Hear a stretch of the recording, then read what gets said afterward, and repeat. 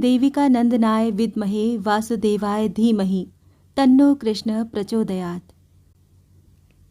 एक बार पांडवों की अहित कामना से दुर्योधन के भेजे हुए सुलभ कोप महर्षि दुर्वासा अपने 10,000 शिष्यों के साथ बनवासी पांडवों के अतिथि बनकर आए।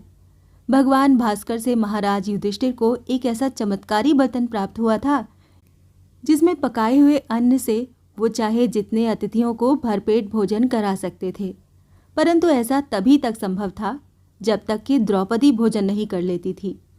दुर्योधन के कुचक्र से दुर्वासा ऐसे समय में ही पहुंचे जबकि द्रौपदी सबको भोजन कराकर स्वयं खा चुकी थी। अतिथि वत्सल धर्मात्मा युधिष्ठिर ने मुनि मंडली को भोजन के लिए आमंत्रित किया और मुनि स्नान एवं नित्य कर्म से निवृत्त होने के लिए गंगा तीर पर गए। ऐसे विकट समय में हजारों ब्राह्मणों को भोजन कराने का कोई साधन न देखकर द्रौपदी के मन में बड़ी चिंता हुई।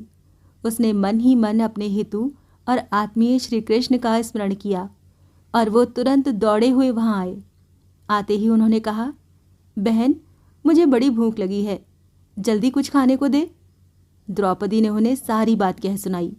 वो बोली कि मैं अभी अभी भोजन करके उठी हूँ, उस पात्र में अब कुछ भी नहीं बचा है। श्री कृष्ण ने उनकी बात को टालते हुए कहा कि लाओ, वो पात्र कहाँ है, मैं देखूं तो। द्रौपदी ने पात्र लाकर भगवान के सामने उपस्थित कर दिया। श्री कृष्ण ने देखा कि उसके गले में कहीं एक साग का पत्ता चिपका रह गया है। उसी को मुंह में डालकर उन्होंने कहा कि इस साग के पत्ते से यज्ञ भोक्ता विश्वात्मा भगवान श्री हरि तृप्त हो जाएं। इसके बाद उन्होंने सहदेव जी से कहा कि जाओ, मुनि मंडली को भोजन के लिए बुला लाओ। सहदेव गंगा तीर पर जाकर देखते हैं कि वहां कोई नहीं है। बात यह हुई कि जिस समय भगवान ने वो साग का पत्ता मुंह में डालकर वो संकल्प पढ़ा, उस समय मुनि जल में खड़े होकर अर्घ दे रहे थे। उन सबको ऐसा अनुभव हुआ कि मानो उनका पेट गले तक अन्न से भर गया है। तब तो वो बहुत डरे और ये सोचकर कि पांडवों के यहाँ जो रसोई बनी होगी वो व्यर्थ जाएगी। पांडवों के क्रोध की आशंका से वो चुपचाप वहां से भाग निकले।